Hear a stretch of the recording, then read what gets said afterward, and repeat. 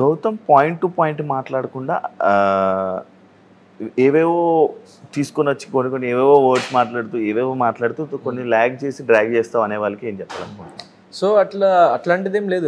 వాళ్ళు ఎప్పుడైనా వాళ్ళు మాట్లాడేదానికి నేను రెస్పాన్స్ ఇస్తా. అండ్ నా స్టైల్ ఆఫ్ ట్యాక్లింగ్ ఎలా ఉంటుందంటే, ఇప్పుడు ఎదుటి వ్యక్తి కావాలని నన్ను నామినేట్ చేస్తుంటే నాకు అర్థమైపోతుంది.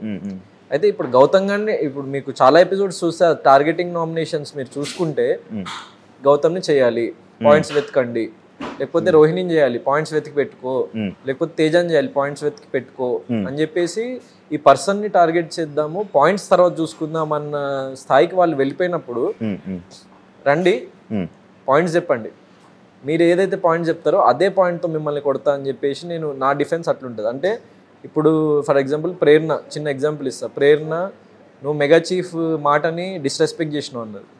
నువ్వు బిగ్ బాస్ మాటని డిస్రెస్పెక్ట్ చేసి నువ్వు అది దొంగతనం చేసి తీసుకొస్తే 30,000 బిల్ వేసిండు మాకు క్యాష్ ప్రైజ్ నుంచి. నేను తిన్న ఒక సీతాఫల్కి నువ్వు మెగా చీఫ్ మాటని డిస్రెస్పెక్ట్ అంటే ఆచరించలేదని చెప్పేసి నన్ను నామినేట్ చేస్తున్నావు, మరి నిన్నేం చేయాలని చెప్పేసి అన్న. Valid point.